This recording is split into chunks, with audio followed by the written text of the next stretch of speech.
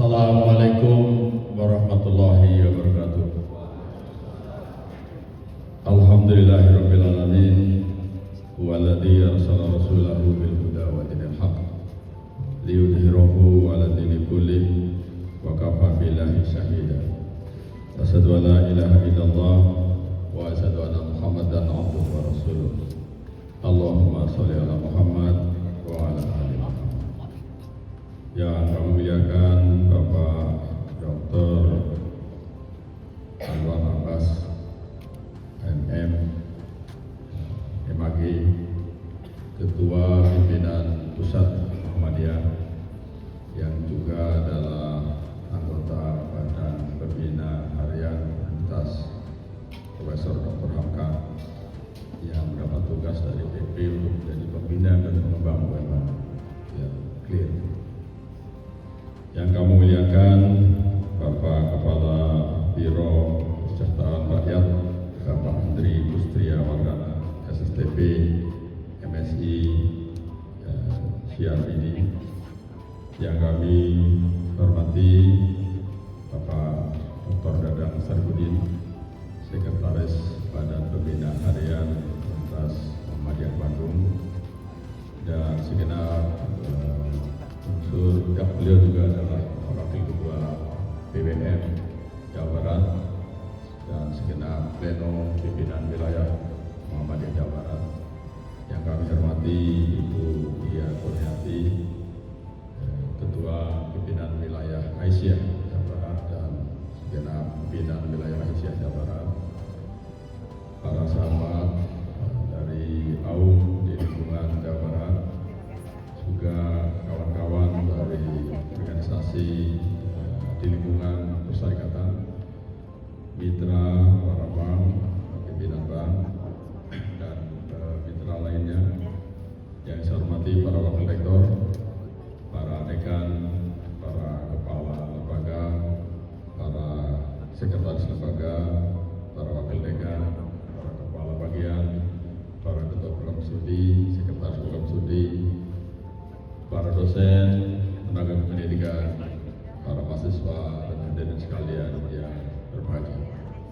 Mari kita tak putus bersyukur kehadirat Allah Subhanahu wa Ta'ala atas nikmat yang dikaruniakan kepada kita bersama. Alhamdulillah, hari ini dalam keadaan sehat walafiat dapat hadir dalam acara pengajian Syawal sekaligus silaturahim dalam rangkaian Idul Fitri 1447 Hijriah. Salawat dan salam semoga senantiasa dilimpahkan oleh Allah Subhanahu wa Ta'ala kepada Nabi besar Muhammad sallallahu alaihi wasallam. Kita bersama-sama telah menunaikan saum Ramadan beberapa waktu yang lalu, dan kita berharap sebagaimana yang menjadi pegangan ibadah saum Ramadan itu, agar kita bertakwa la'allakum tattaqun. Mudah-mudahan kita menjadi orang-orang yang bertakwa. Mungkin pernah saya sampaikan juga pada tarikh Ramadan yang lalu, Ramadan ini hendaknya menjadi wahana yang baik sekali untuk kita meningkatkan secara tajam derajat ketakwaan kita. Habis sekalian, Ramadannya kan tetap tiap tahun. Ramadan, kemudian Zulhijjah, Dzulhijjah, Muharram, balik lagi Rajab, Sya'ban, Ramadan, mutar terus. Jadi kalau kita petakan dalam koordinat XY itu seperti lingkaran. Lingkaran itu persamaannya X kuadrat ditambah Y kuadrat sama dengan R kuadrat. Tetapi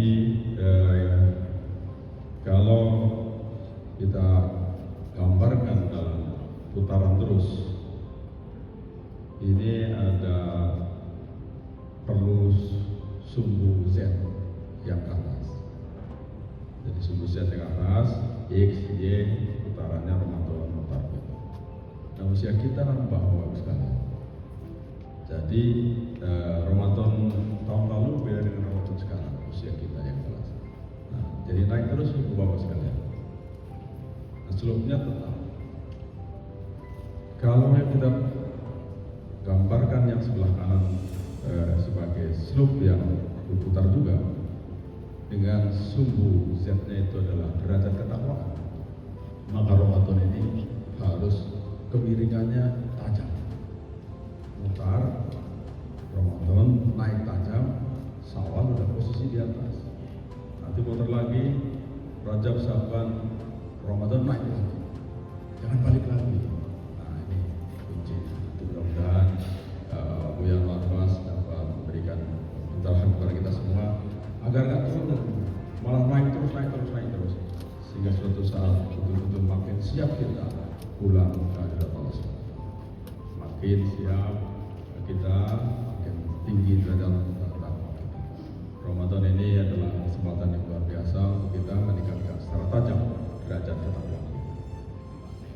Mudah-mudahan dalam Ramadan ini juga kita telah belajar untuk bagaimana dalam keadaan sholat kita tetap mempersembahkan kinerja terbaik. Kalau hari-hari biasa kinerjanya level tertentu misalnya, jangan pula Ramadan menjadi jalan untuk excuse kita dipahami kita kan sedang saum, jadi kinerjanya turun nggak apa-apa.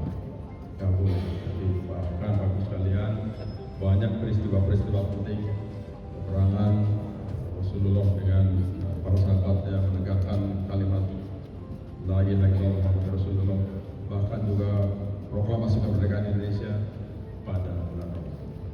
Maka mestinya Ramadan ini betul-betul menjadi wahana kita untuk meningkatkan secara tajam derajat ketakwaan kita.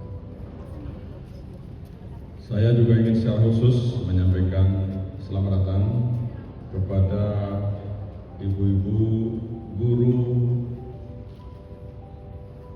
TK Aisyah Bustanul Afal. Ada 54 orang yang insya Allah akan mengikuti pendidikan. Terima kasih ibu-ibu. Buya Ambar, kami laporkan beliau-beliau ini adalah guru-guru Pakar Orkestra, juga ingin kami laporkan Pakar Orkestra Jawa Barat.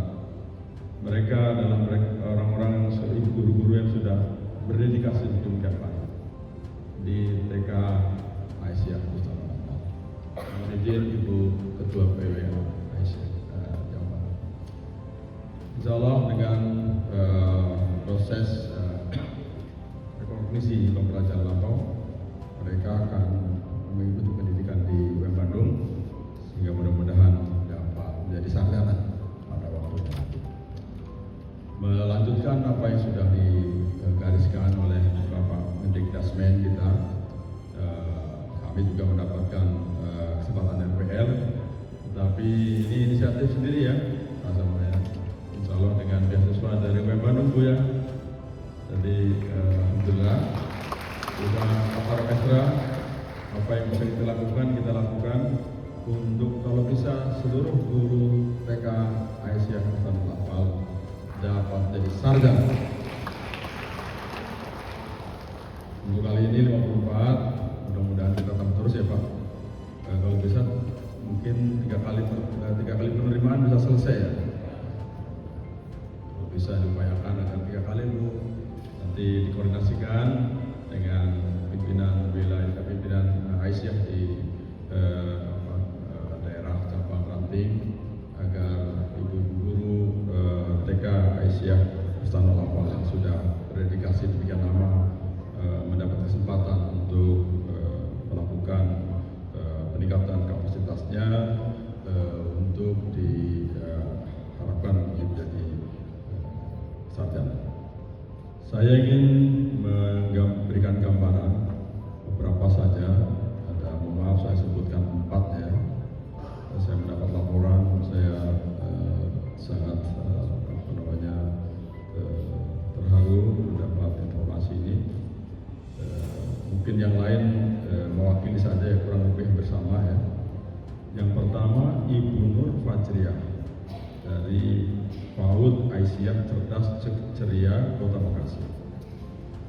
Ada Ibu? Ya, selamat datang Ibu. Di usia beliau yang sudah ke-77.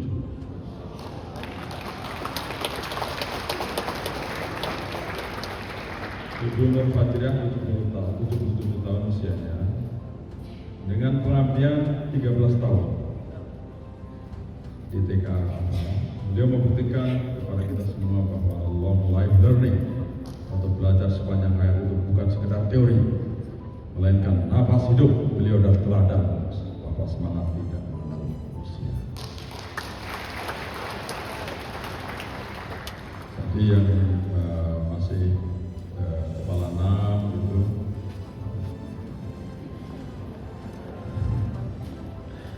kepala 5 gitu, kalah semangat dengan Ibu Nur Fadriah. Yang kepala 7 juga. Silakan Bu. Yang kedua Ibu Hani Nuraini, TK Aisyah 6, Kota Tasikmalaya. Pengabdiannya sudah 17 tahun. Bukanlah waktu yang singkat. Saya mendengar Ibu berangkat ke Bandung didampingi suami tercinta. Saya dengar meski sempat bingung harus berteduh di mana, Ibu hari ini di kampus ini tidak perlu merasa dulu. Jadikan kampus ini sebagai rumah Ibu juga.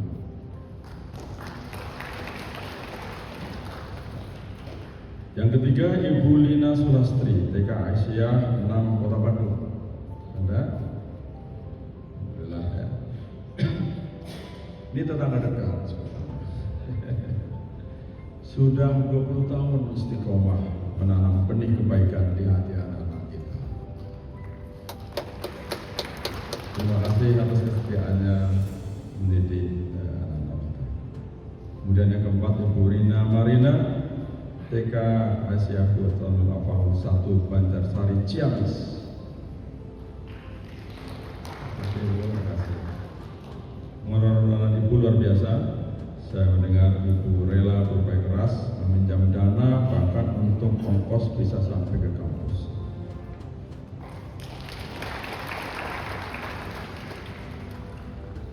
Insya Allah Allah SWT memberi kita petunjuk dan kekuatan untuk melanjutkan program ini.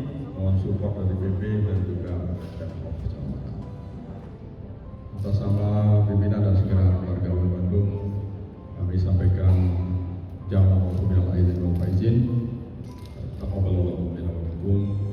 Mohon maaf lahir dan batin. Seraya berharap berdoa semoga Allah SWT menerima ibadah saum kita dalam Ramadan yang lalu maupun ibadah-ibadah lain. Semoga Allah SWT menjadikan kita orang-orang yang tingkat secara tajam secara Allah dan membebaskan kita dari salat. Kita siap untuk kembali menuju surga yang sebelah sana. Demikian saya kira yang dapat saya sampaikan. Mohon maaf segala kekurangan. Assalamualaikum warahmatullahi wabarakatuh.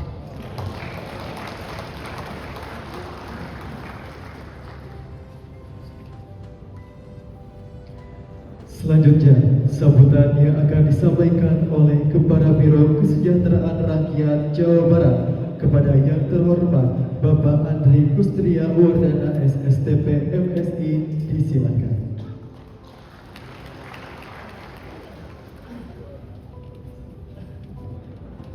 Bismillahirrahmanirrahim.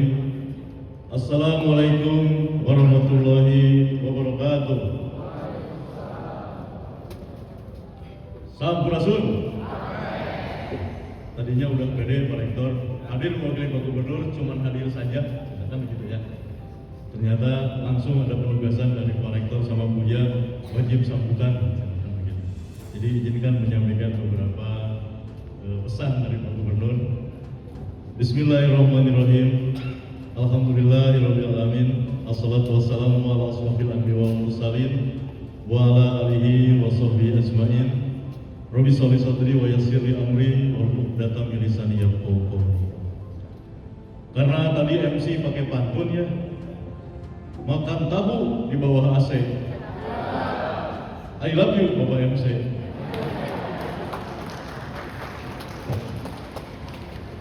Yang kita sama-sama hormati, kita sama-sama banggakan, Buya Bapak Dr. Kiai Haji Anwar Abbas MMAG, Ketua Pimpinan Pusat Muhammadiyah. Izin bikin pantun boleh Buya ya? Makan tahu dicampur toge. I love you Bapak Dr. Kiai Haji Anwar Abbas MMAG. Yang saya hormati Bapak Profesor Dr. Insinyur Heri Suwardianto MSc PU Kelan. Makan tahu di atas motor. I love you Bapak Rektor. Ya, gitulah. Ini kalau semuanya I love you sampai duhur atunya. Yang saya hormati, saya sebutin semuanya, mesti ada yang sisirikan begitu ya. Intinya Bapak dan Ibu, para tamu undangan, hadirin semuanya, serta tentunya Sivitas Akademika dari Universitas Muhammadiyah Bandung, serta seluruh yang hadir. Kela ayah pantun di jendela. Makan tahu di samping yang berkerudung. I love you seluruh Sivitas Akademika Universitas Muhammadiyah Bandung.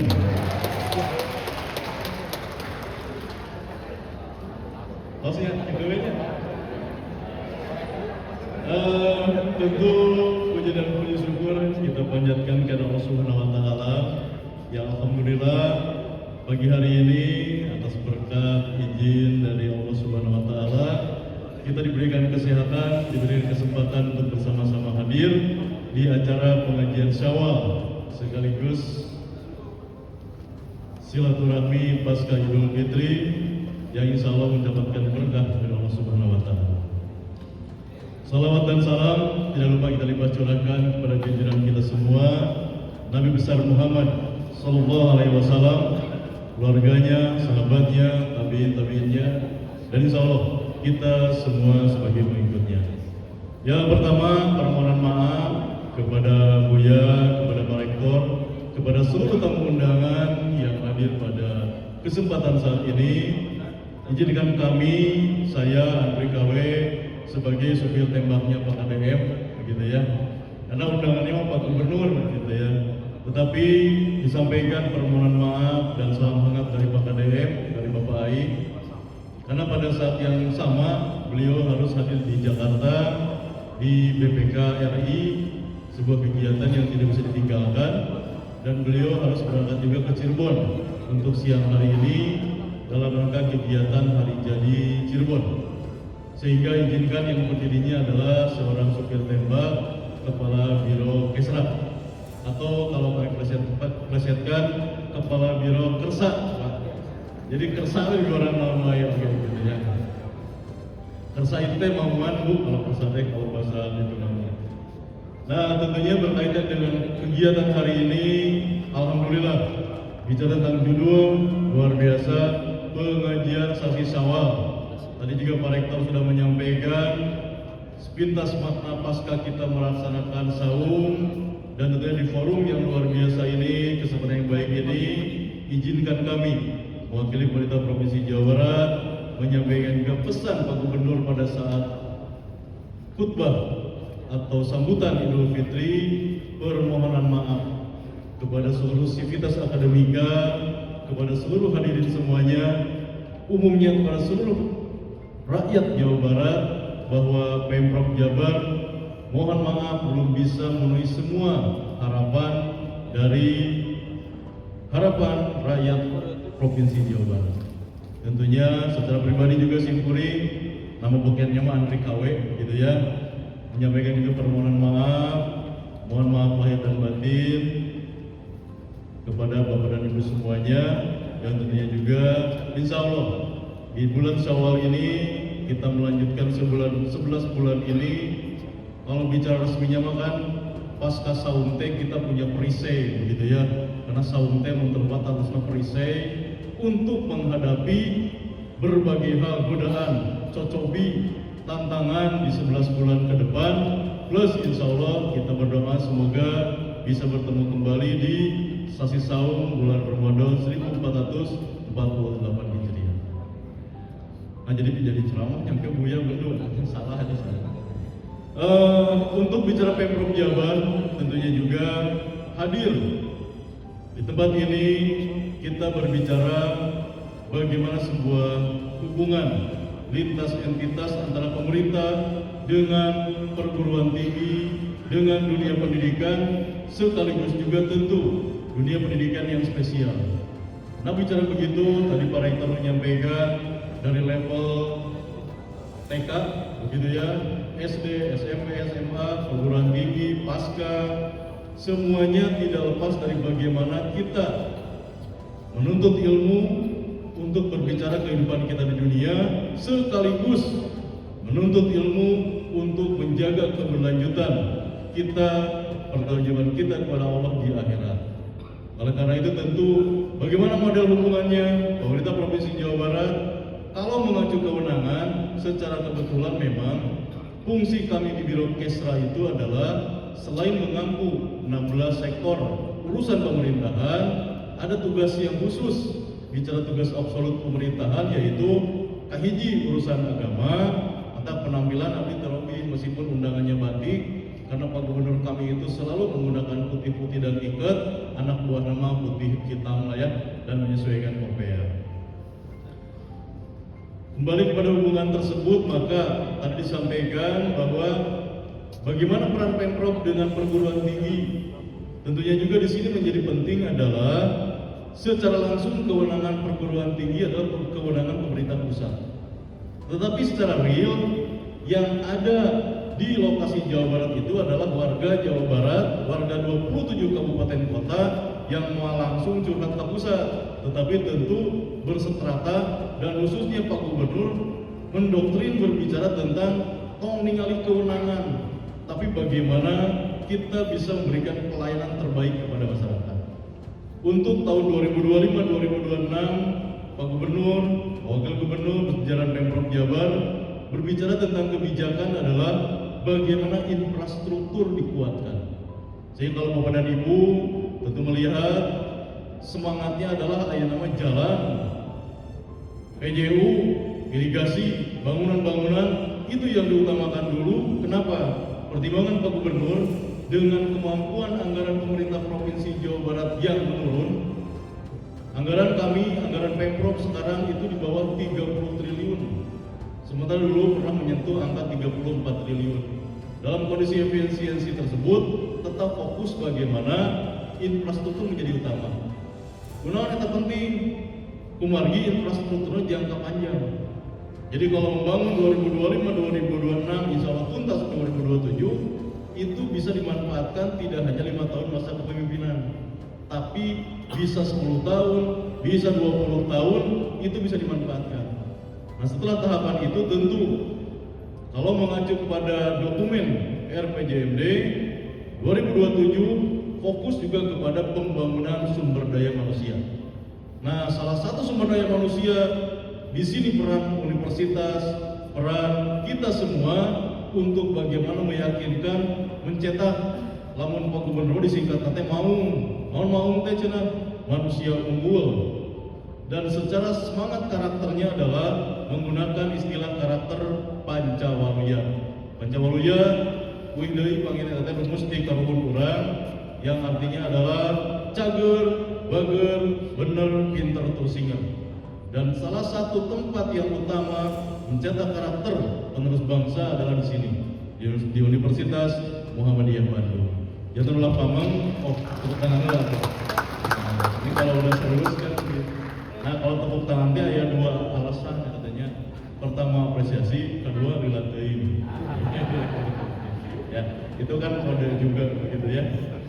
Jadi simpulin kalau dikasih mic Pak Rektor suka lupa gitu ya.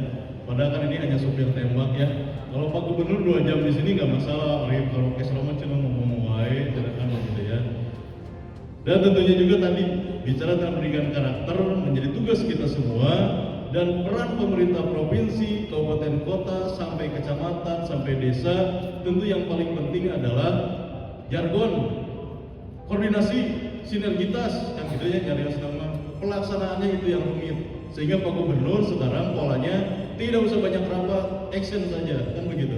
Tapi rapat sekali-kali penting. Alhamdulillah, kemarin kami sudah melaksanakan briefing khusus Pak Gubernur setahun 2 kali. Tapi pelaksanaan di lapangan bisa efektif karena banyak disposisi Pak Gubernur itu melalui Instagram. Disposisi Pak Gubernur itu melalui Reels, melalui YouTube. Makanya kami juga kalau lihat Pak Andri nyawa HP nonton YouTube itu bisa disposisi Pak Gubernur. Karena setiap pagi kan, selamat pagi warga Jabar, apa kabar, gimana. Nah di situ ada poin-poin yang harus kami tindak lanjuti. Dan itu ditagih kita sontak ketika acan jadi netizen sebagai warga masyarakat bisa langsung melihat akuntabilitas secara online. Kami secara anak buah Pak Gubernur pun antisipasi untuk yang namanya disposisi secara online. Dan itu dalam hitungan setahun ini, alhamdulillah kami bisa melaksanakan berbagai kegiatan dan secara akuntabilitas kami juga harus menjaga secara administratif bahwa itu bisa dipertanggungjawabkan, tidak hanya bicara pertanggungjawaban kepada publik, juga pertanggungjawaban secara administratif. Mungkin itu beberapa hal yang ingin disampaikan. Panjang lagi badai ngaos ya, sing goreng oke. Cuman memang kalau pidato tanpa teks itu biasanya suka akan itu hadir dan panjang. Tapi terima kasih tadi atas keproknya, karena itu tanda bahwa sudah cukup, jangan terlalu panjang.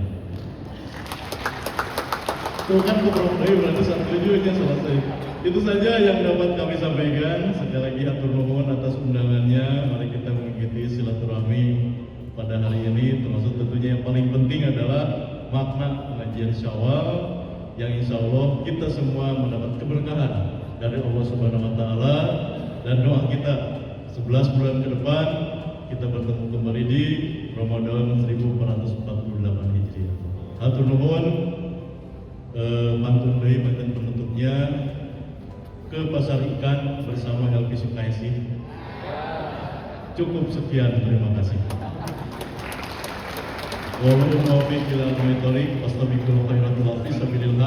Wassalamualaikum warahmatullahi wabarakatuh.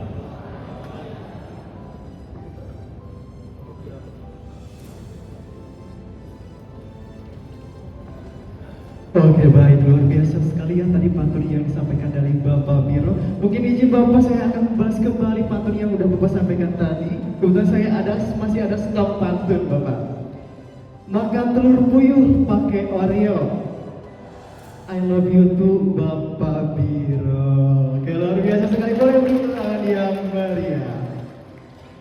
Oke, baik Bapak Ibu hadirin yang dirahmati Allah, marilah kita simak bersama tausiah yang akan disampaikan oleh Ketua Pimpinan Pusat Muhammadiyah kepada yang terhormat Dr. Anwar Abbas MMMAT, disilakan.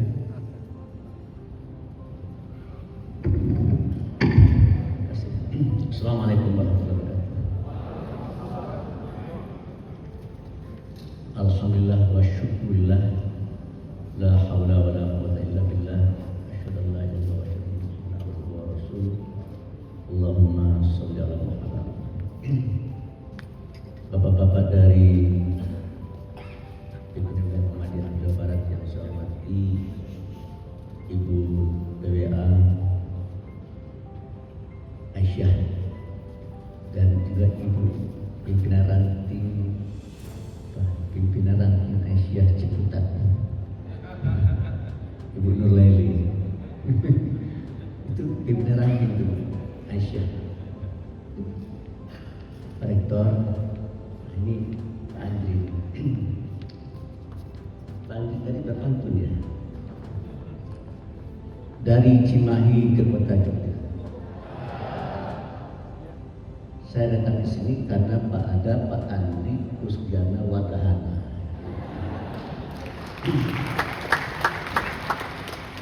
Tapi Pak Andri tadi bilang nyumbang apa enggak? Bilang nyumbang dari Anda.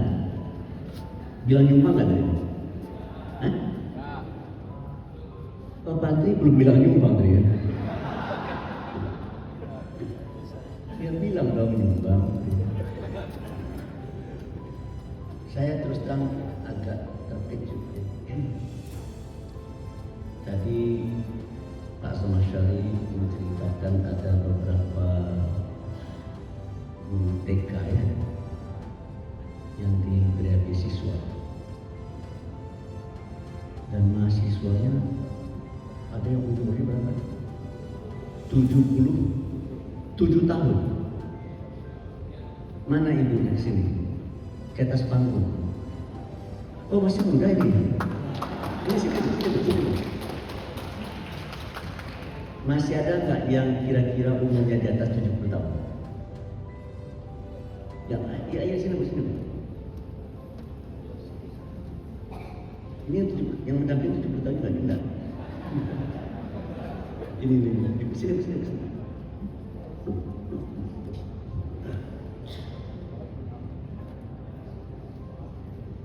Ini benar 77 tahun ini. Tapi kelihatannya masih muda ya. Kelihatannya masih muda. Coba. Masih muda. Ayo pegang. Masih punya suami? Oh, udah meninggal. Kapan? 2006. Berarti sekarang janda. Ya. Sekarang janda. Suami saya sudah meninggal. Ya, enggak gitu. Sekarang janda bukan? Enggak ngerti gue. Masih benar-benar mencari suami yang baru enggak? Enggak. Kan kalau saya berminat, saya tugaskan beberapa anti untuk mencarinya. Masih berminat, tapi kayaknya nggak berminat gitu ya. Sudah sejak tahun berapa itu mengajar? 2013. Sebelumnya ngajar di mana? Anak-anak. Ngajar anak-anak. Sama sendiri. Oh, anak sendiri. Berapa murid bu?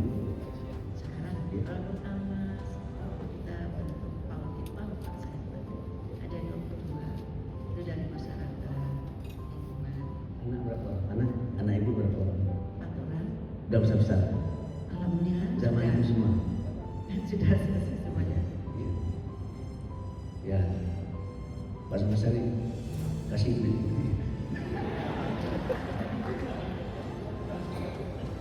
Jadi Siapa Pak?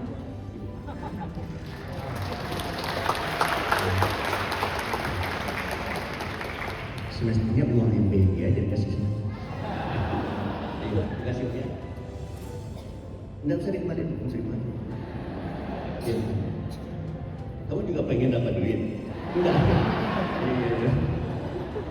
Jadi kamu pengen dapat banyak juga. Ini siapa ini? Hah? Oh, protokoler. Oh, ya bagus. Ya, jadi kita prihatin ya. Tadi Pak Samasyari bilang sama saya, ada yang gajinya hanya 150.000 sebulan. Waduh, sadis sekali dia. 150.000 sebulan dibagi 30, berarti 3.000 sehari. Makannya 3.000 sehari. Enggak bergizi ini. Ya baik. Bapak dan Ibu, kita sekarang ini sedang risau. Apa yang membuat kita risau? Dampak dari perang Teluk sudah mulai terasa. Kalau di Filipina dan Bangladesh itu orang sudah naik sepeda karena mencari bensin sudah sangat susah. Kalau kita masih bisa mendapatkan bensin, tetapi pemerintah juga sudah mulai mengantisipasi dengan bekerja dari rumah. Jadi kesimpulan saya, biasanya kalau bekerja dari rumah itu tidak maksimal. Jadi kesimpulan saya, produktiviti kita akan menurun. Kalau produktiviti bangsa kita menurun, maka kesejahteraan bangsa kita juga akan menurun. Dan kalau kesejahteraan bangsa kita menurun, maka kemiskinan akan meningkat. Kalau kemiskinan meningkat, itu kriminalitas biasanya akan meningkat. Jadi kalau ada seorang tokoh di negeri ini yang membuat prediksi, bisa-bisa pertengahan tahun ini akan ada gelombang demonstrasi. Tapi apa yang akan mereka demo saya belum tahu. Cuma kalau di Amerika hari-hari belakangan demonya luar biasa, dan bahkan diperkirakan demo terbesar sepanjang sejarah Amerika, karena lebih dari 8 juta orang turun ke jalan dan intinya adalah meminta supaya perang dihentikan. Kenapa mereka minta perang dihentikan? Karena akibat perang Iran mencekik Selat Hormuz. Jadi kapal-kapal tanker tidak bisa lewat di Selat Hormuz, sehingga suplai minyak terganggu. Dan di Amerika lonjakan harga minyak cukup tinggi. Ditambah lagi dengan kebijakan-kebijakan Trump yang lain yang mengenakan biaya masuk dari barang-barang produksi negara-negara lain ke negara mereka, sehingga akibatnya harga barang impor di Amerika juga meningkat. Kalau harga-harga barang meningkat, itu daya beli masyarakat pasti menurun. Kalau daya beli masyarakat menurun, maka keuntungan pengusaha menurun. Kalau keuntungan pengusaha menurun, maka kemampuan pengusaha untuk melakukan saving, untuk menabung juga menurun. Kalau kemampuan pengusaha untuk menabung menurun,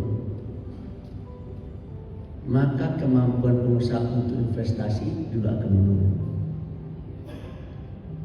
Kalau kemampuan pengusaha untuk investasi menurun,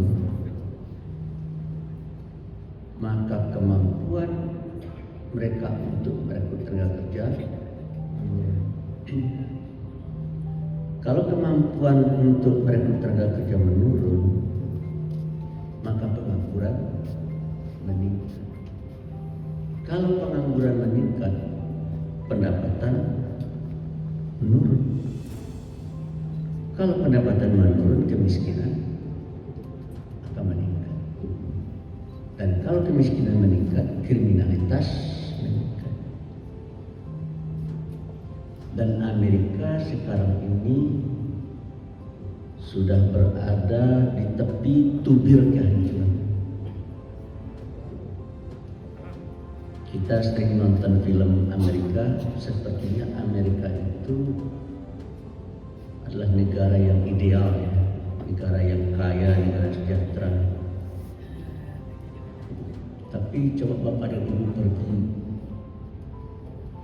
ke negeri bangsa, terus Bapak udah pernah ke New York? Udah? Oh belum ya?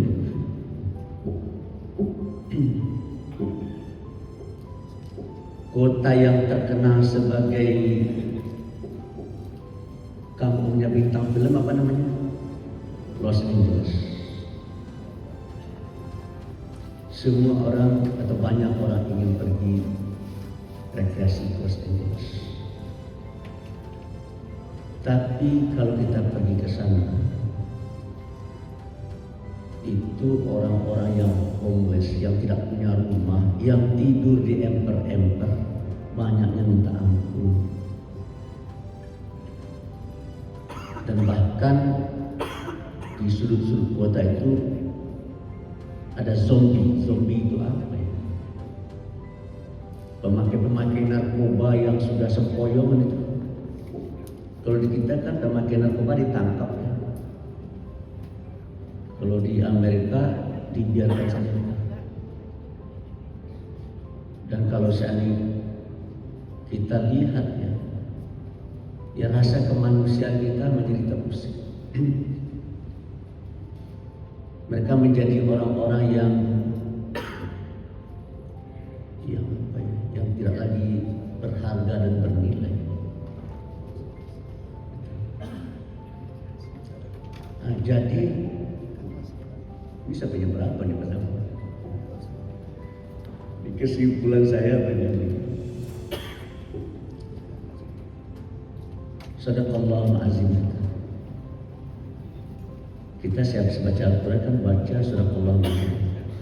Artinya maha benar Allah yang maha agung. Karena dari peristiwa itu saya melihat kebenaran firman Allah sebentar lagi akan terbukti. Ada satu ayat dalam Al-Quran, saya lupa suratnya, tapi ingat bunyi ayatnya. Ayatnya berbunyi begini. Wa tilkal ayyamu nudawiluha bainan nas. Era itu kata Tuhan akan saya pergilirkan di antara manusia. Jadi kesimpulannya, tidak akan ada satu negara pun di dunia ini yang akan mampu mempertahankan keadidayaannya untuk selamanya. Tidak ada satu bangsa dan negara pun di dunia ini yang akan mampu mempertahankan kesuperpowerannya untuk selama-lamanya. Itu tafsiran saya terhadap ayat tersebut. Pak Aik mana Pak ini? Pak Aik kan dosen fakultas syariah ya. Mungkin Pak ini berdiri Pak ini dosen fakultas syariah. Berdiri muter. Supaya orang tahu nih Pak Aik. Pak Aik kan bukan dosen sini kan? Iya. Ini beliau ahli hukum ekonomi Islam.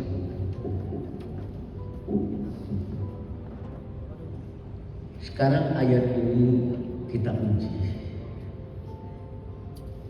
secara empirik. Betulkah ayat ini?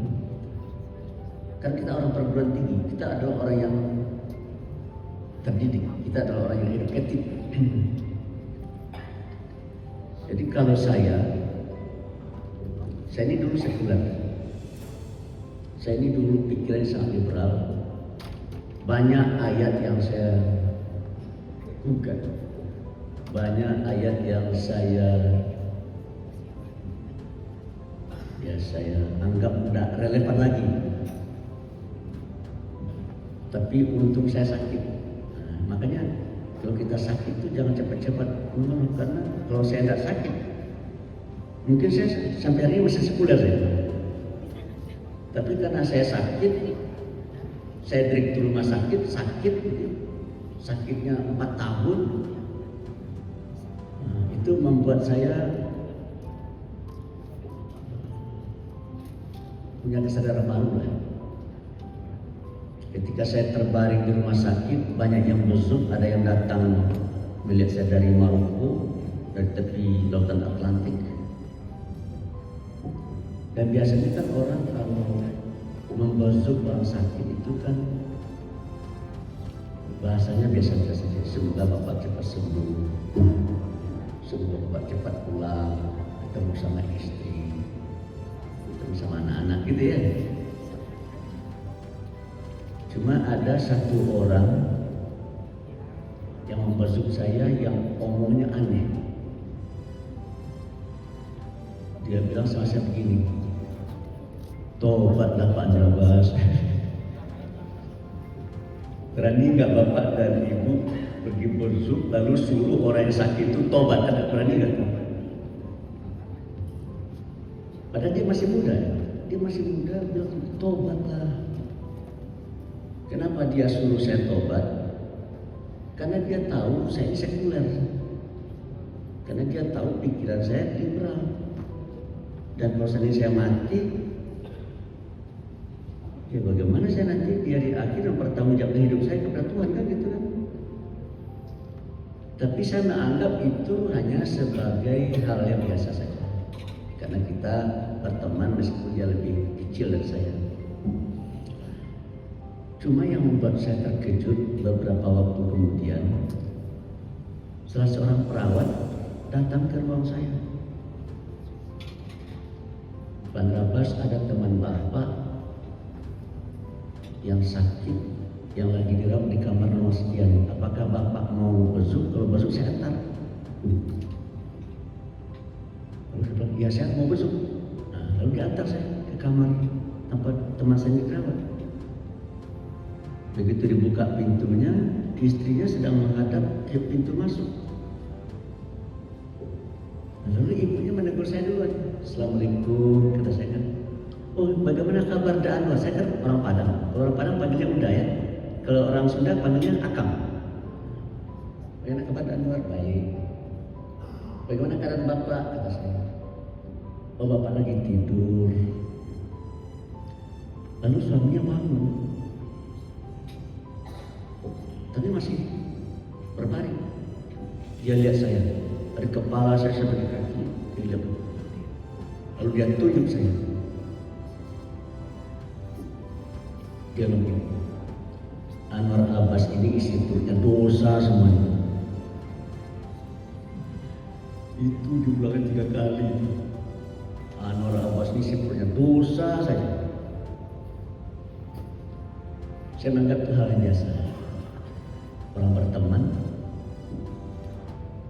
Cuma peristiwa itu menjadi luar biasa bagi saya. Karena 2 hari kemudian dia meninggal. Saya menganggap itu peringatan dari malaikat berdia. Maka saya tobat. Saya mulai berakrab-akrab dengan Al-Quran. Saya tidak lagi hanya sekedar membaca firman-firman Allah, tapi mencoba mentadaburinya. Dan saya sekarang sampai pada kesimpulan Fabi ayya ala rabbikuma tukadziban. Ayat yang mana yang akan kamu dustakan, hai Anwar Abbas? Hari ini saya tidak lagi mampu mengkritik. Ayat ini tidak relevan, ayat tidak relevan. Dan salah satu ayat yang sangat menggugah saya, ayat yang tadi saya baca itu, wa tilkal ayyamu nudawiluha bainan nas. Era itu, kata Tuhan, akan saya pergilirkan di antara manusia. Sebagai orang yang terdidik, kita harus bisa membuktikan itu ayat itu. Karena Tuhan kalau sudah bicara, sudah berfirman, pasti benar. Sekarang kita lihat dari zaman Nabi. Di zaman Nabi ada 2 kerajaan besar. Apa itu? Kerajaan Bizantium dan Persia. Atau hari ini Iran ini. Hebat, hancur. Muncul daulat Bani Umayyah. Hebat, hancur. Muncul daulat kakek saya, daulat Abbasiyah. Hebat, hancur. Muncul daulat Turki Utsmani. Hebat, hancur. Muncul era Eropa dan era Amerika. Hebat, belum hancur, belum hancur Bu. Belum hancur, tapi akan hancur.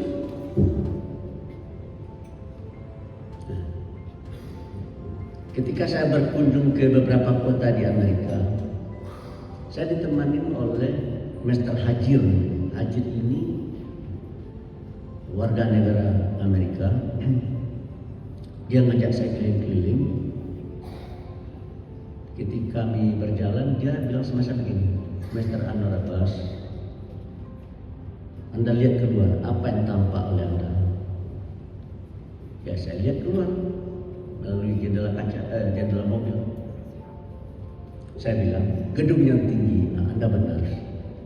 Nah, coba Anda lihat lagi, apa yang tampak oleh Anda? Jembatan yang megah. Nah, Anda benar. Coba Anda lihat lagi, apa yang tampak oleh Anda di balik yang tampak. Nah, ini udah agak tegak, agak tinggi kelas ini. Apa yang tampak oleh Anda di balik yang tampak, atau apa yang tampak oleh Ibu di balik yang tampak pada diri saya. Ya, saya nyerah. Nah, dia bilang begini, gedung yang tinggi itu ada umurnya, jembatan yang megah itu ada umurnya. Pada waktunya, kata beliau, gedung yang tinggi itu akan runtuh,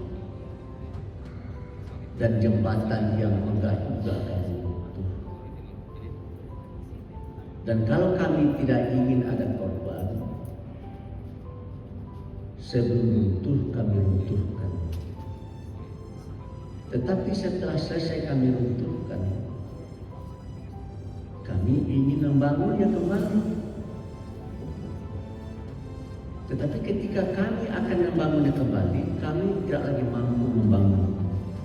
Saya tanya, kenapa? Karena hutang negara kami pada waktu itu sudah tidak lagi terpikul oleh kami. Dan ketika itu terjadi, maka terjadilah pergantian era. Siapa kira-kira yang akan menggantikan? Menurut John Naismith dan istrinya Patricia Abuden, ini adalah dua orang futurolog yang sangat terkenal. Katanya yang akan menggantikan adalah negara-negara yang ada di tepi Pasifik. Negara-negara yang ada di Pasifik itu di pantai timur adalah Kanada, Amerika, Meksiko, Brazil, kemudian Chili, Argentina. Di pantai barat adalah Jepang, Korea, Cina, Vietnam, Thailand, Malaysia, Filipina, agak ke barat sedikit India, selatan Indonesia, Australia, Selandia Baru. Jadi kata John Naismith dan istri Patricia Abuden, pusat peradaban dunia di abad ke-21 adalah akan ada di tepi Pasifik. Kalau hari ini ada di Eropa dan di Amerika. Dan menurut PricewaterhouseCoopers, kira-kira negara mana yang akan tampil menggantikan negara-negara superpower yang ada hari ini? Menurut PricewaterhouseCoopers, yang akan menggantikan ranking 1 Cina, ranking 2 India, ranking 3 Amerika Serikat, tetap ranking 4 Indonesia. Jadi negara kita insya Allah akan menjadi negara adik kuasa. Ranking 4 tahun 2040-2050. Saya rasa Pak Andri Kepala Biro masih hidup. Masih hidup. 2040 Pak Andri baru 25 kali ya. Berapa tahun? Kalau saya udah tipis harapan. 2020 berarti 14 tahun yang akan datang ya. Sekarang umur saya 71. Makanya tadi Ibu tadi tuh 77, saya udah 71 tambah 15. Berapa itu? Tambah 14 ya. 84 umur saya ya, rasa-rasanya ada. Kecuali kalau istri saya tetap berdoa. Ini istri saya nih yang Istri saya ini pemalu, istri saya ini pemalu.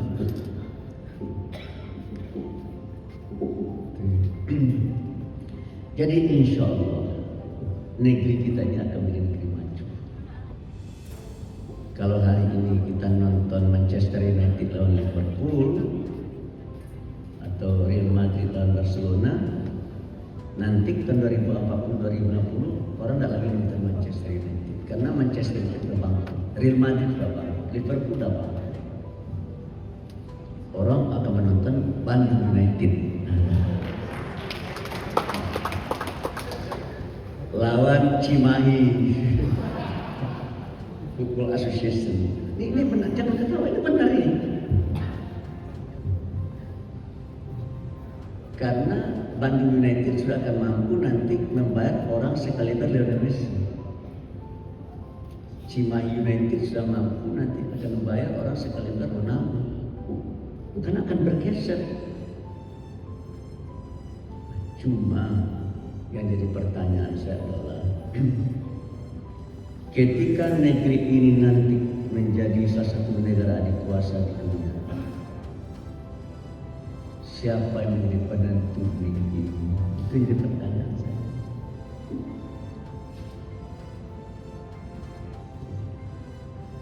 Dalam teorinya, yang menjadi penentu di suatu negeri itu bukan politisi, bukan Kang Deddy Mulyadi, bukan orang-orang yang terbilang cendekia, bukan birokrat, bukan tentara, dan bukan polisi. Yang akan menjadi penentu di suatu negeri adalah orang yang menguasai sumber daya material di negara tersebut, atau dalam bahasa lain yaitu orang yang menguasai kapital. Nah, siapa yang menguasai kapital di Amerika? Ya Yahudi. Makanya Donald Trump itu menyerang Iran itu atas perintah Netanyahu. Jadi Netanyahu bisa mengendalikan Donald Trump.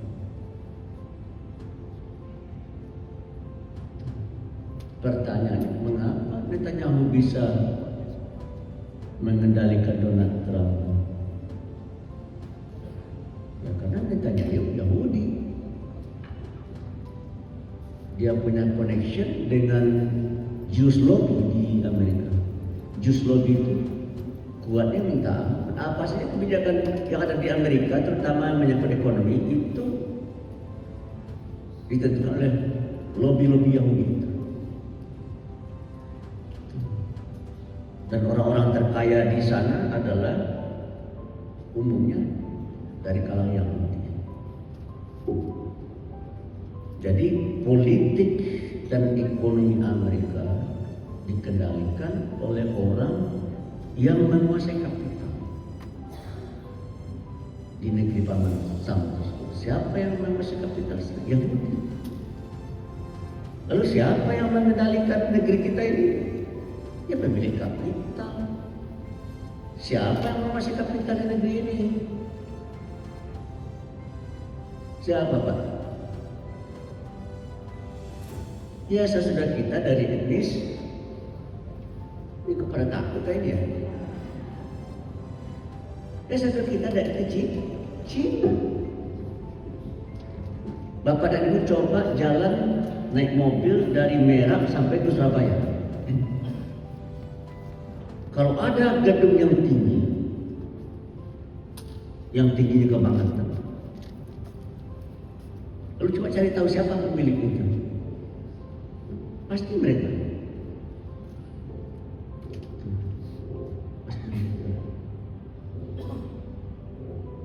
Padahal jumlah mereka di negeri ini menurut Ciputra ya, hanya 3%. Dan umumnya mereka tidak beragama Islam. Umumnya mereka tidak beragama Islam. Jadi Bapak dan Ibu, Jumlah umat Islam di negeri ini sekitar 86,8%. Kita bulatkan saja jumlah umat Islam 90%. Jumlah yang beragama Islam 10%. 10 orang terkaya di negeri ini tahun lalu yang beragama Islam hanya 1 orang, yang tidak beragama Islam 9. Padahal jumlah mereka hanya 10. Yang 10% memberikan kontribusi terhadap orang terkaya ini 9. Yang jumlahnya 90%, kontribusinya hanya 1. Hari ini dari 10 orang terkaya di negeri tak satu pun yang beragama Islam. Hari ini menurut majalah Forbes, setelah dia buat listnya 10 orang terkaya, saya lihat agama nggak ada satu agama Islam. Jadi kalau saya situasi seperti ini berketerusan, maka berarti umat Islam ini memang secara kuantitatifnya kita adalah majoriti, tapi dilihat dari perannya kita minoriti. Mereka secara kuantitatifnya minoriti, tapi dari peran mereka adalah majoriti. Pertanyaannya adalah, apakah situasi yang seperti ini akan kita biarkan berlanjut, atau ada nggak keinginan dari kita untuk merubahnya? Ya kalau bagi saya, jika seandainya kita tidak mau merubahnya, ya maka kita akan menjadi the second class di negeri ini. Saya kalau pergi berbelanja dengan istri, saya jarang mendampingi istri pergi berbelanja, karena pekerjaan yang paling tak sukai mengantar istri pergi berbelanja. Tahu sebabnya kenapa? Kenapa? Karena lamanya minta ampun. Tawar menawarnya lama sekali. Kalau bagi saya berapa tawar sekali langsung beli. Kalau bagi ibu-ibu kan berputar.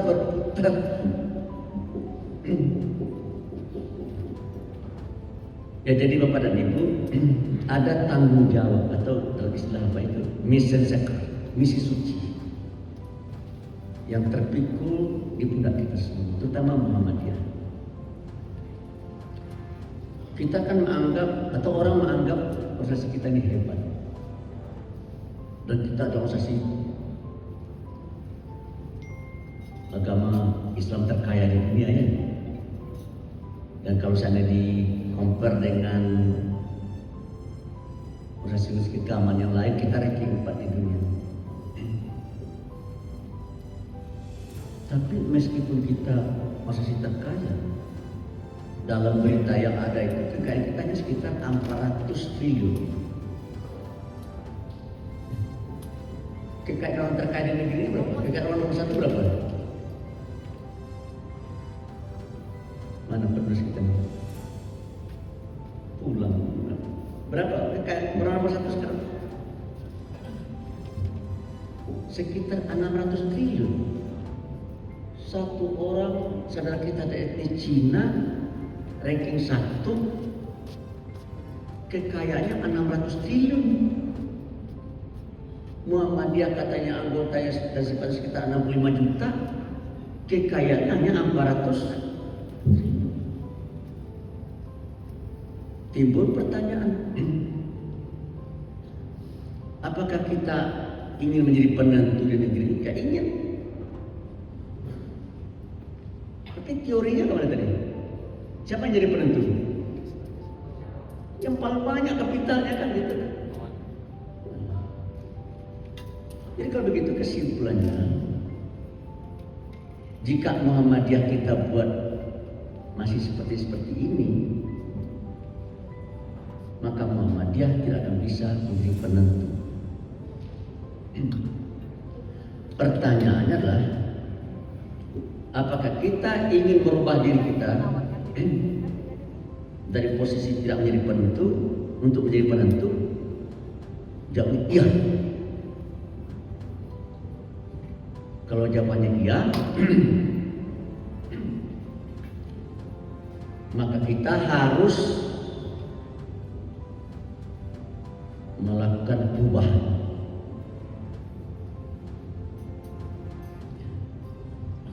Maka kita harus menghijrahkan diri dan Muktamar Muhammadiyah yang ke-47 di Makassar itu menyadari betul bahwa kita Muhammadiyah masa depan harus berubah. Untuk bisa berubah, maka kita harus punya duit yang banyak. Untuk bisa punya duit yang banyak, kita tidak cukup lagi hanya punya rumah sakit dan punya sekolah serta perguruan tinggi. Kita harus terjun ke dalam dunia ekonomi dan bisnis. Jadi kalau Muhammadiyah tidak berani terjun ke dalam dunia ekonomi bisnis, jangan mimpi untuk menjadi penentu. Muhammadiyah berencana untuk membuka tambang.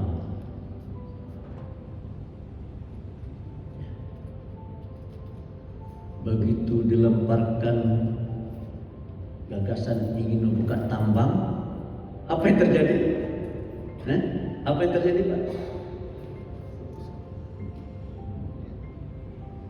Protes di mana-mana. Yang memprotes itu kalau orang kaya saya terima, kalau miskin sulit saya menerimanya. Yang memprotes itu orang-orang yang sering mengajukan proposal, yang membuat proposal. Pak Nabas pengen buat ini, tolong bantu, Pak kita buat ini, bantu.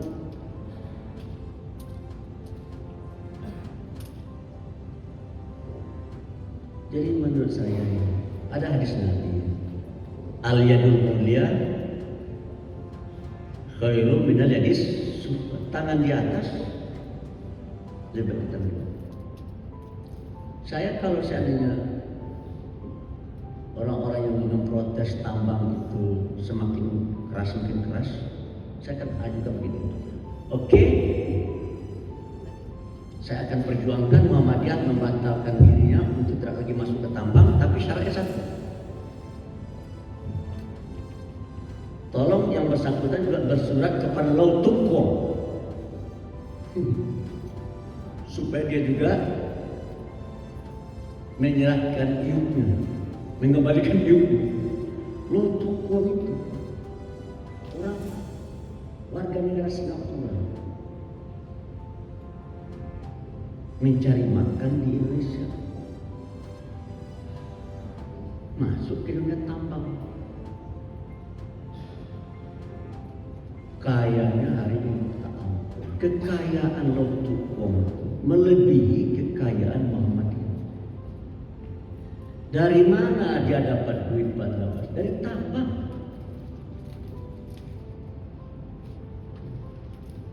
Oleh karena itu, Muhammadiyah harus menjadi organisasi kaya. Muhammadiyah harus punya duit. Dari mana kita dapat duit? Salah satunya dari tambang. Tapi kalau kita akan menambang, kita tidak sama dengan mereka. Mungkin mereka akan merusak lingkungan, mungkin mereka akan merusak tatanan sosial yang ada di sekitar tambang. Kalau kata Pak Haidar, nasib kepada saya Pak Nabas, kita akan buat diri kita berbeda dengan mereka. Kalau mereka menambang merusak lingkungan, kalau mereka menambang merusak tatanan sosial masyarakat setempat, kalau kita Panrabas, kita tidak terlalu berorientasi kepada profit, financial profit. Kita dahulukan masyarakat yang di sana. Kita jaga lingkungannya, kita jaga environment. Jadi kesimpulan saya yang ingin diangkat oleh Pak Haidar adalah, bisa nggak kita menjadi uswah hasanah bagi mereka-mereka yang selama ini sudah banyak merusak tambang itu. Oleh karena itu saya ingin akhiri, tapi kira-kira apa yang harus kita lakukan? Ada seorang konglomerat ini beberapa tahun yang lalu sudah meninggal, tapi bekas-bekas kehadirannya masih tampak. Contoh-contoh kerja yang dia betul, Ancol. Saya rasa nggak ada di antara kita yang nggak kenal Ancol. Citraland, apa lagi? Ciputra, apa namanya? Nama real estate-nya apa itu? Citraland, Ciputraland, kemudian Ancol, itu adalah buah-buah tangan beliau. Saya menyebut nama ini karena ini tokoh menarik bagi saya. Beliau Chinese, tapi nasionalismenya menurut saya ya, meskipun ini agak debatable, nasionalismenya menurut saya cukup bagus. Apa di antara hal-hal yang Pak Anwar jadikan sebagai dasar dalam menilai beliau? Beliau itu risau sekali dengan struktur dunia usaha yang ada di negeri kita. Risau sekali beliau. Dalam sebuah wawancara yang cukup panjang, di 5 menit terakhir, sebelumnya beliau ditanya oleh wartawan, ditanya. 5 menit terakhir terbalik situasi, beliau yang bertanya kepada si wartawan yang bertanya. Di antara pertanyaan itu gini, Anda tahu, kata si Ciputra ini kepada wartawan yang tadi bertanya, berapa jumlah perusahaan publik dalam bidang properti di negeri ini? Ciputra ini pernah menjadi presiden ketua Real Estate Indonesia dan juga pernah menjadi presiden Real Estate sedunia.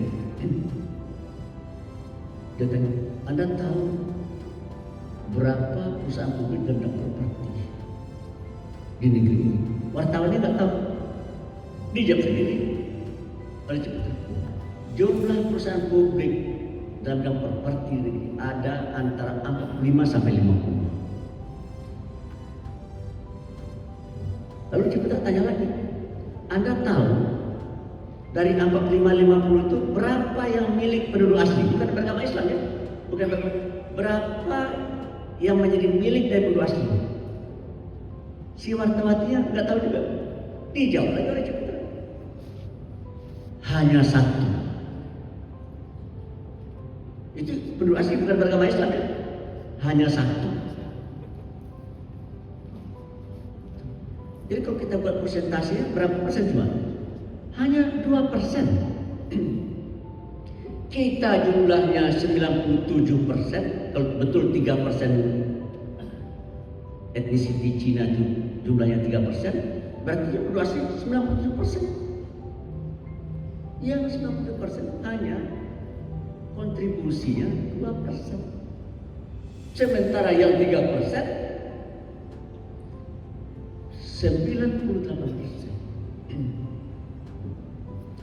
Lalu ada lanjutannya.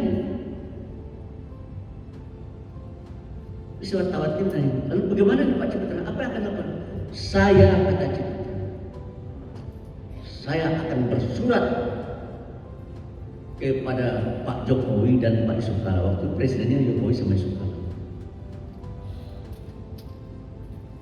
Saya menginginkan, kata Ciputra, supaya sebagian besar anggaran pendidikan itu diperuntukkan bagi mencetak entrepreneur.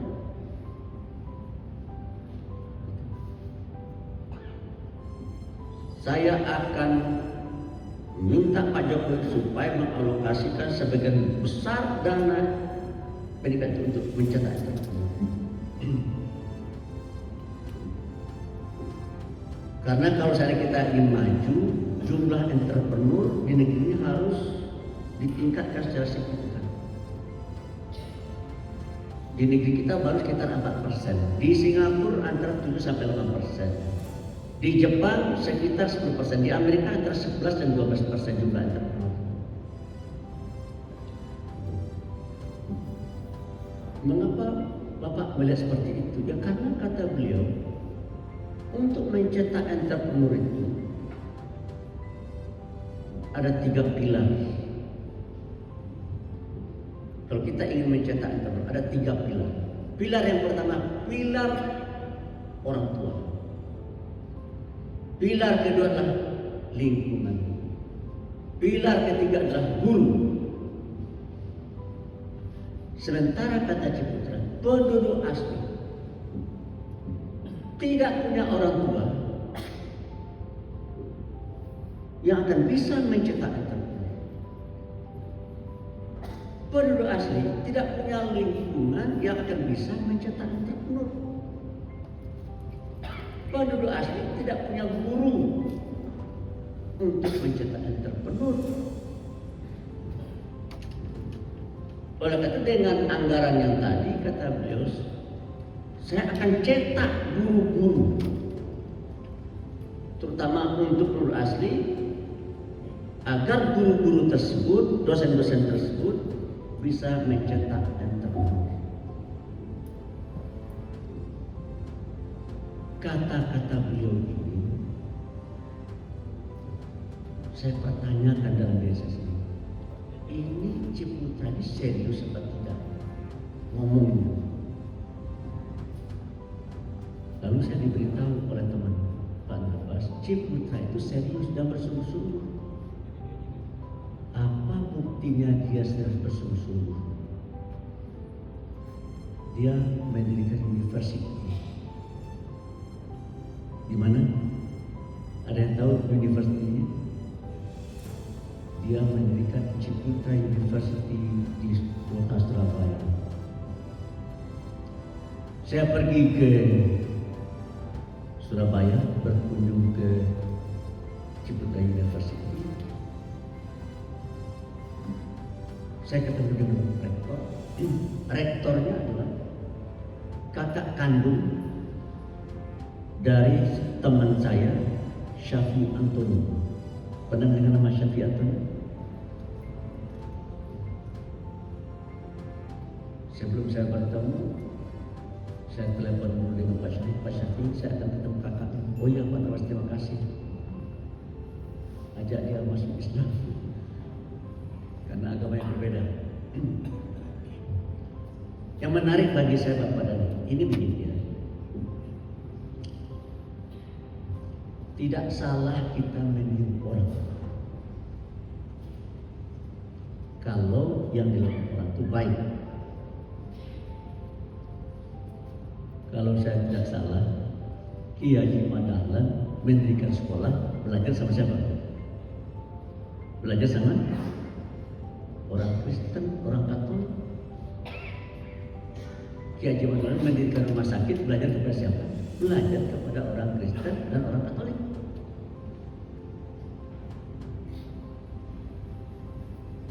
Kita belajar mendirikan sekolah dan berbakti kepada orang non-Islam, kita belajar mendirikan rumah sakit kepada orang yang beragama Islam, rumah sakit tamat. Tapi kita belum pernah belajar berekonomi dan berbisnis dengan mereka. Kita belum pernah belajar ekonomi dan berbisnis dengan saudara kita dari Cina.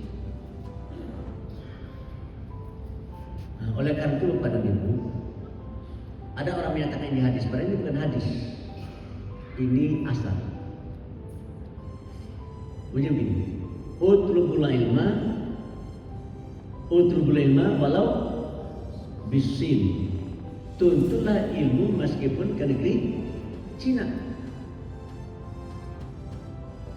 Siapa yang sudah pernah pergi ke Cina ini? Kata Pak Zulkifli Hasan ya, tahun 80-an, Cina itu sangat miskin sekali. Pengemis banyak sekali. Tahun 80-an. Tapi kalau Cina hari ini benar-benar berbeda. Saya rasa mencari orang minta-minta di Cina susah. Kalau di kita dilempar batu gitu ya. Itu yang terkena pasti orang minta-minta, saking banyaknya. Kalau di Cina saya dengan istri, dengan Pak Final nih, pergi ke Beijing dan juga pergi ke apa itu, tembok Cina itu. Juga pergi masuk ke mall berbelanja. Kita sudah bawa uang yuan dan renminbi dari sini. Sudah bawa uang yuan nih sama renminbi. Sampai di sana tidak laku. Artinya orang dari negeri Amerika datang ke sini bawa rupiah. Sampai di sini rupiah tidak laku. Saya bawa yuan ke Cina tidak laku. Istri ingin berbelanja di sebuah mall di sana. Barangnya saya cocok. Udah kita mau bayar, kita keluarkan uang yuan kita. Kata si pelayan, nggak bisa dengan ini Pak. Terus bayar dengan apa? Dengan Alipay atau dengan WeChat? Jadi sudah dengan semuanya. Kalau sini QRIS ya, QRIS. Kalau di Cina hari ini bertransaksi dengan pedagang kaki lima pakai ini semuanya. Maju sekali. Tahun 80-an.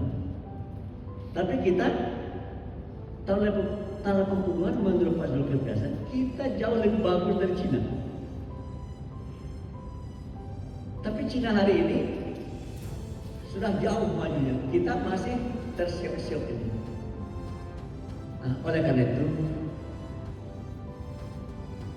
saya hanya berharap. Jadi kan boleh di antara, boleh saya katakan sebagai perusahaan kita ini kan guru pendidik. Kalau kata Ciputra, jika kita ingin merubah suatu masyarakat, suatu bangsa, maka itu adalah melalui dunia pendidikan. Apa yang harus kita lakukan Pak Nabas? Tiru mereka. Belajar ke Ciputra University.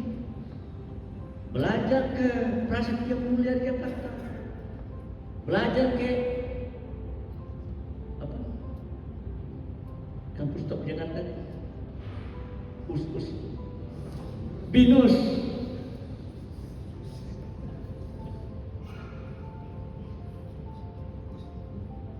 Pak Sutno Bakir, mantan ketua PAN, seorang pengusaha besar ya, cerita sama saya, Pak Nabas, keponakan saya datang kepada saya,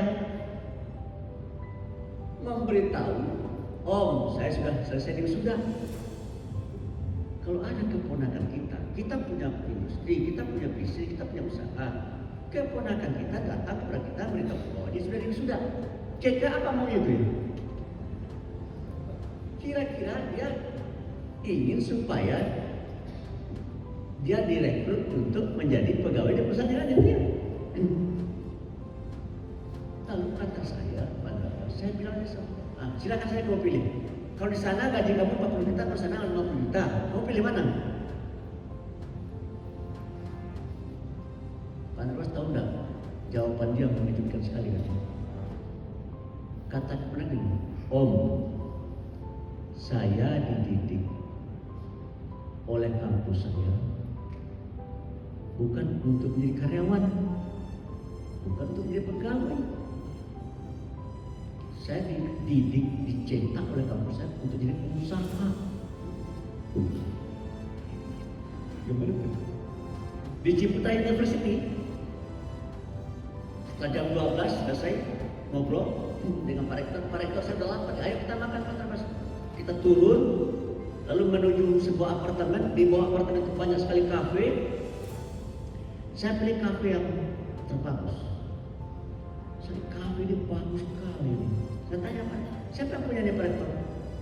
Masa saya. Bisa nggak dipanggil? Bisa. Dipanggil. Datang orang mahasiswa, duduk di depan saya. Kamu dari mana? Dari Kalimantan Selatan. Berapa umur? 19 tahun. Kamu dari mana? Dari Jakarta. Berapa umur? 19 tahun. Ini punya kamu? Iya. Kamu berdua? Tidak, berempat. Kamu sudah beli event point? Sudah. Berapa kuat kamu punya event? 3. Kalau gitu kamu sudah punya duit dong? Sudah. Apa kamu masih meminta uang sama orang tua? Dia semester 5. Kedua masuk bilang ini, malu dong Pak. Pak semester ini nanti coba ditanya semester 8 masih minta uang sama orang tua sendiri. Terutama kursus ekonomi ya, ditanya. Saya kan tidak dosen ekonomi. Nyaris seluruh mahasiswa itu sampai semester 8 sampai umur itu minta uang sama orang tua. Jangankan semester 8 semester 10. Sudah 2 tahun selesai kuliah masih minta uang sama orang tua. Jadi oleh karena itu kita minta lewat Pak Profesor Dr. Heri ini supaya membuat UM Bandung ini menjadi sebuah universitas di Muhammadiyah yang mampu mencetak lulusan-lulusannya untuk menjadi entrepreneur. Tepuk tangan dikira.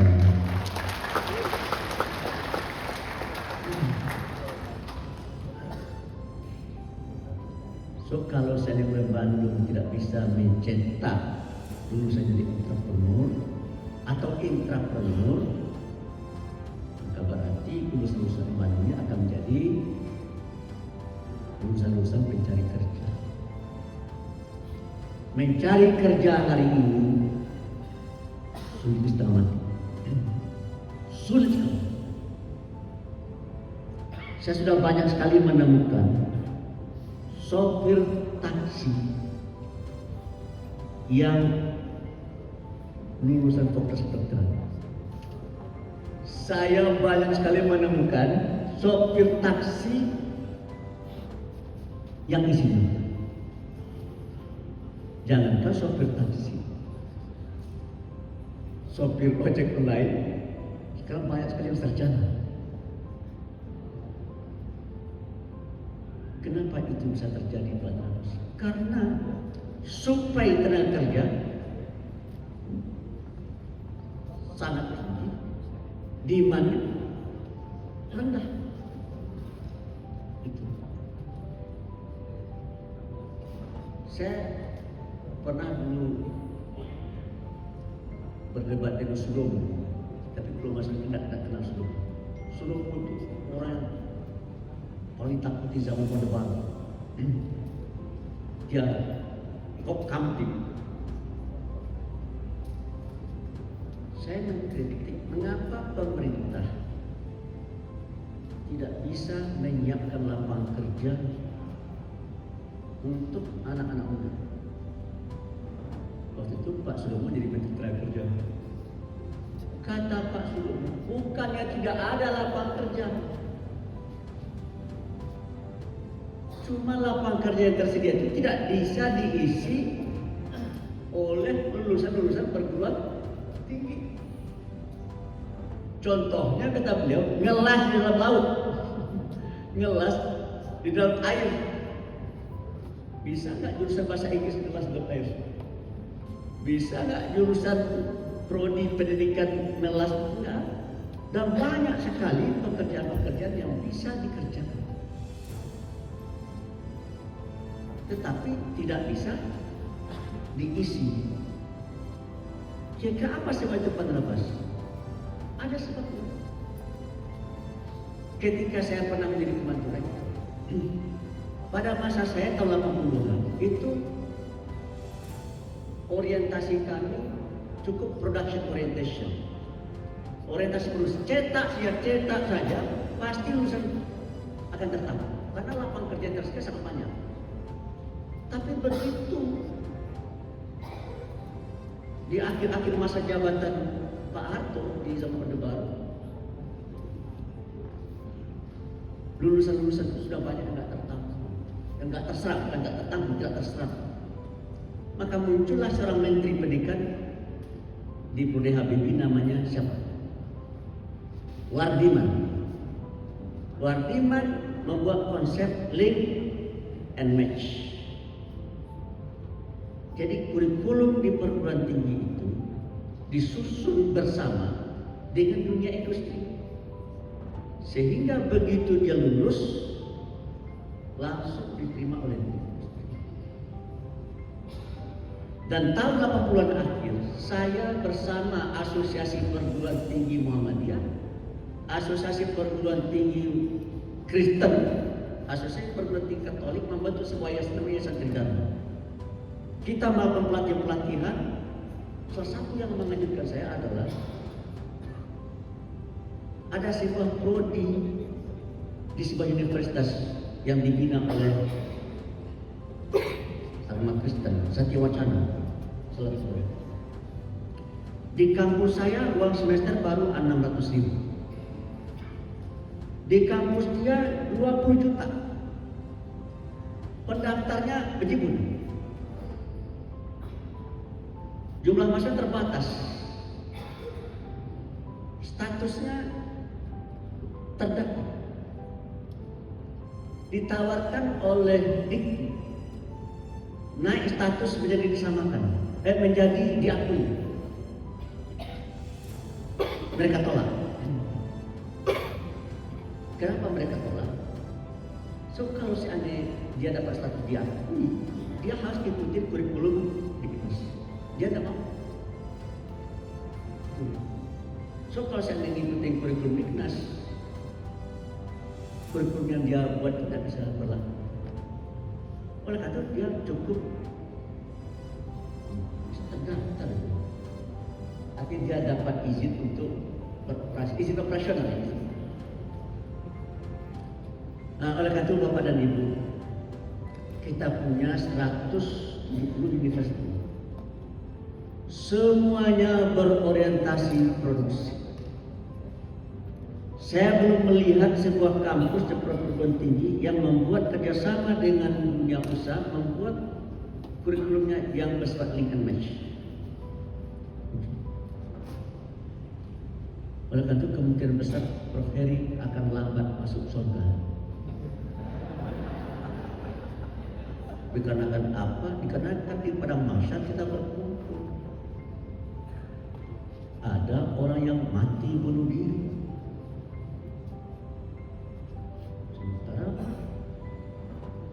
Bayang masuk neraka sudah kelihatan. Lalu dia bilang sama malaikat, saya bunuh diri ini disebabkan rektor saya, Profesor Dr. Heri. Karena dia hanya mengajari saya ini dan itu, tapi dia tidak mengajarkan saya life skill. Kemana saya pergi melamar ditolak, kemana saya pergi melamar ditolak, akhirnya saya berasa dan saya mengakhiri hidup saya. Oleh karena itu saya minta Profesor Dr. Heri itu didatangkan supaya dosa-dosa saya diambil oleh Prof. Heri. Nah, jadi inilah Bapak dan Ibu, kita adalah organisasi agama. Ada pesan Ali bin Abi Thalib yang sangat perlu kita camkan baik-baik. Siapa kira-kira yang tahu kata-kata Ali bin Abi Thalib yang ingin saya ucapkan ini, yang sangat relevan dengan apa yang saya sampaikan? Siapa kira-kira yang bisa membaca hati saya ini? Apa kira-kira kata-kata Ali bin Abi Thalib yang sangat relevan untuk kita perhatikan hari ini? Siapa? Hah?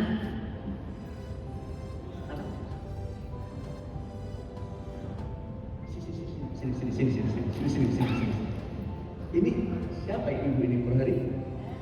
Hah? Oh dekan. Sini, dekan sini. Pak Sam foto saya. Apa saya panggil istri saya? Tidak usah ya. Ayo. Orang Padang juga. Ayo sini kita foto.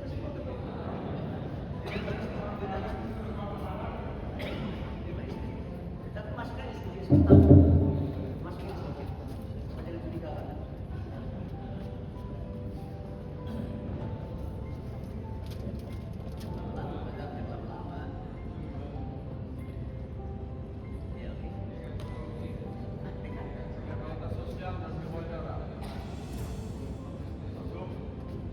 Ibu apa namanya, Bu? Irianti, Pak. Dari mana asalnya? Padang, Minang. Dari Putusan K. Oh, bisa. Apa kata Ali bin Abi Thalib? Didiklah anak didikmu sesuai zamannya. Tahu bahasa Arabnya? Kok ibu tahu isi hati saya? Ini gawat ini. Ibu ini tahu isi hati saya, Pak. Iya, kasih hadiah lah ibu.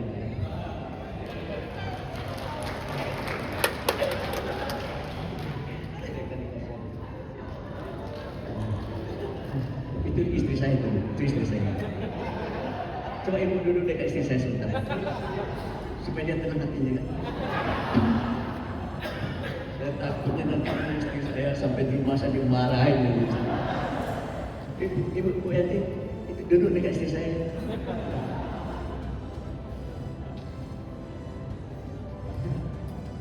Luar biasa. Makanya saya dulu tidak mau mencari istri yang psikolog. So kalau dia psikolog itu parah lagi. Apa saya tahu bertiga tidak tahu. Jadi kata alimu auladakum liwairi zamani. Salam. Ini rusaklah rumah tangga gara-gara kacau juga. Ajarilah anak-anak kamu untuk zaman kamu. Jadi kita sebagai pengelola perguruan tinggi harus menyiapkan dan membekali mahasiswa-mahasiswa kita dan didik kita dengan hal-hal yang mereka perlukan untuk zaman mereka. Siapa yang tahu zaman mereka? Ya mereka sendiri gitu. Yang tahu zaman mereka itu ya mereka sendiri, bukan saya. Nah, oleh karena itu kita harus juga membuka diri dan membuat program kurikulum dengan bertanya kepada mereka. Jadi jangan hanya menurut kita apa yang bagus. Aspirasi mereka, keinginan mereka juga harus kita tampung, lalu kita susun secara bersama-sama sehingga dia juga merasa bertanggung jawab terhadap masa depan. Inilah apa dari yang bisa saya sampaikan dalam kesempatan ini. Cuma yang ingin saya tekankan adalah ini silaturahim. Ba'da Idul Fitri ya. Ada hadis Nabi, man ahabba ayyub satalahu fi rizqihi wa yus'alahu fi astanihi falyasir. Barang siapa yang ingin rezekinya ditambah, kalau kayak UM Bandung ini ya, masih baru 6.000 ya, ditambah di 12.000 gitu ya, dan ingin umurnya panjang, UM Bandung tidak hanya berumur seumur jagung, panjang, falyasil rahimah, maka hendaklah UM Bandung harus rajin membangun silaturahim. Bahasa lainnya, bahasa sekuler itu silaturahim network. Maka UM Bandung harus bisa membangun network. Bandung harus bisa membuat dan membangun jaringan. Dan kalau saya UM Bandung bisa membangun jaringan, membangun network, maka insya Allah the glorious era of UM Bandung akan datang. Dan saya ingin mengutip kata-kata hikmah, kata-kata yang disampaikan oleh salah seorang jenderal berbintang 5 di negeri ini. Berapa orang jenderal yang bintangnya 5 di negeri ini? Hanya ada 3. Yang ada tuh 4, biasanya 4. Tapi ada orang yang bintang 5. 3 jenderal yang bintangnya 5. 1 Soeharto, yang kedua Jenderal Abraham Nasution, yang ketiga Jenderal Sudirman. Yang pertama dan yang ketiga itu berbau Muhammadiyah. Soeharto berbau Muhammadiyah, Sudirman bukan lagi berbau Muhammadiyah, mau tokoh Muhammadiyah. Jenderal Sudirman bilang begitu, karena beliau tentara, itu untuk bicara menang kalah. Dan karena saya bukan tentara, tentu saya tidak bicara menang kalah. Saya akan bicara maju atau tidak. Kata Jenderal sudah begini, jika kalian ingin menang, maka kalian harus kuat. Untuk bisa kuat, kalian harus bersatu. Untuk bisa bersatu, kalian harus rajin membangun tali silaturahim. Kalian harus rajin membangun tali batin. Jadi kalau kita rajin menyambung tali silaturahim, kita rajin menyambung tali batin, maka persatuan dan kesatuan di antara kita akan bagus. Dan kalau persatuan dan kesatuan di antara kita bagus, maka kita akan kuat. Kalau kita kuat, maka kita akan menang, maka kita akan maju.